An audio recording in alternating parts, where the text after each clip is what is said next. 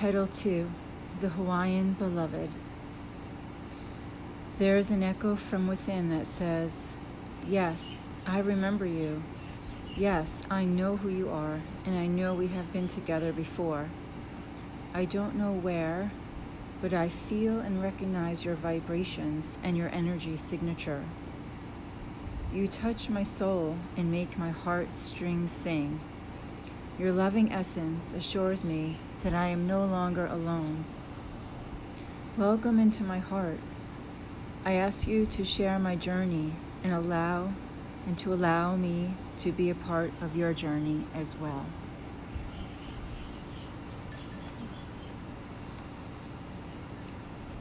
The health food store. We met outside a health food store. It was exactly 5 days after my spirit guides gave me the oh-so-good advice, which I ignored. Once I become my own beloved, I will meet my perfect energetic match. Since I was still struggling with the unbalanced men that kept showing up, I thought, this was fast. I must be doing a lot of healing and transforming here and ready for my perfect energetic match. I was fooling myself, of course, but had no idea at the time. I'll never forget that day. I woke up that morning not looking forward to a day of driving 8 hours to pick my daughter up on the other side of the island. A mother's duty calls, I reminded myself, and an adventure around the island, and it certainly was.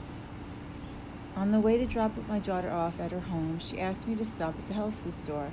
I waited for her outside, standing with a dog leash in each hand. My dog Karma on one side and Lotus, my daughter's dog, on the other. Arms outstretched, people watching, waiting patiently for my daughter when I noticed him noticing me from about 40 feet away. He was staring at me. As he got closer, he looked into my eyes, then away, and then he did a double take and looked right back into my eyes, then entered the store. That was weird, I thought. He came back out of the store before my daughter, and I don't think he even had any food in his hands. Approaching me, he asked, "Do I know you?"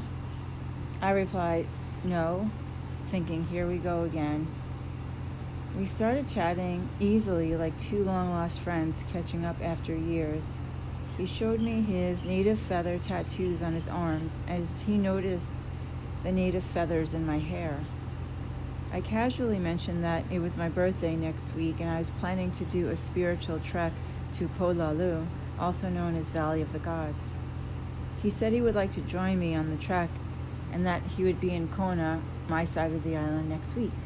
I thought he was very forward and had wanted to do the hike alone.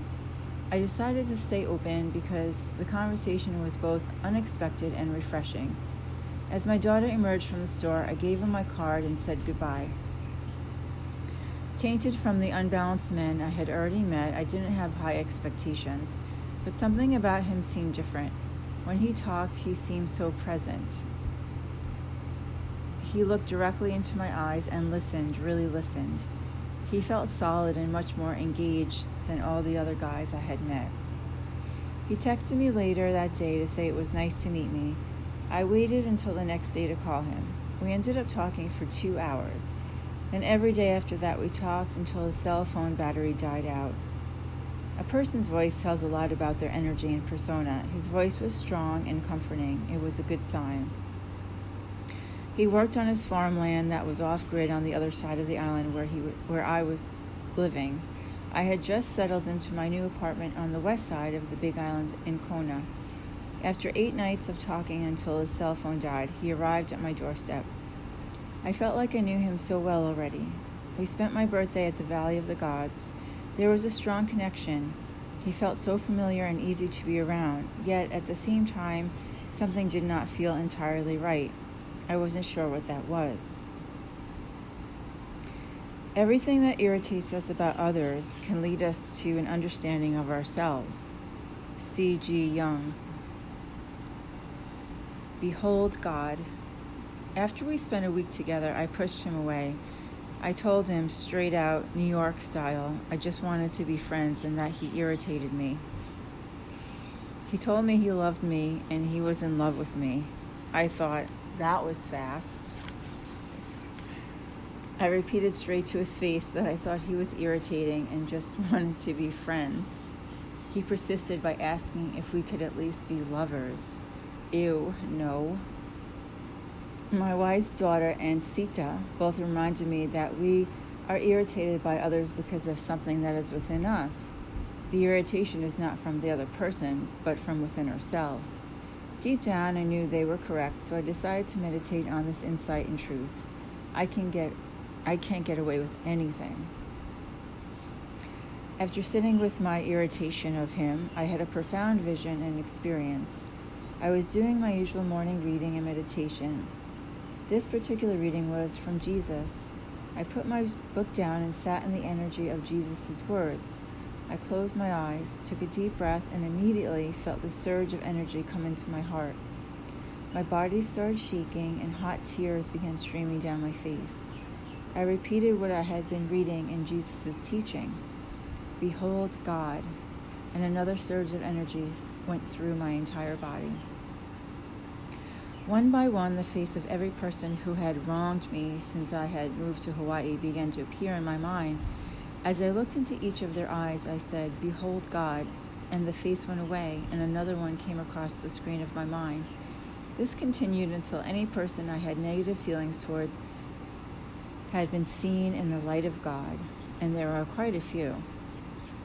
Then I said, Behold God, for myself, and just started crying like a baby, sobbing deep relief from my soul. I am an expert in tears and crying, so I knew this one was significant. The experience left me with such a profound sense of peace that I had never felt before. I prayed that the peace would last. That day I went around saying silently to each person I saw, Behold God. It was quite a powerful practice that left me feeling high, like I was floating through the ethers. After that profound transformation, I spent the day with my daughter. Usually we would get into little arguments when we spent time together, but not that day.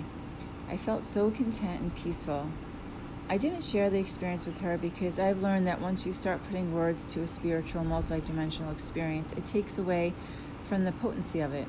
I decided to keep it for myself for now and just enjoy being in the peaceful energy with her.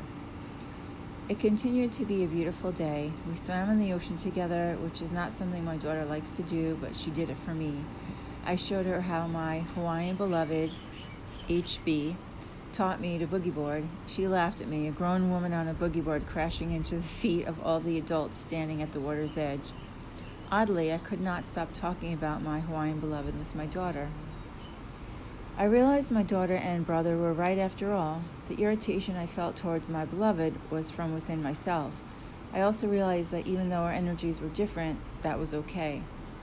I was very calm and peaceful inside, and he had more fragmented ADD energy, but I decided there was something else there for me to explore. Feeling a tug at my heart, I called him and asked him if I could see him again.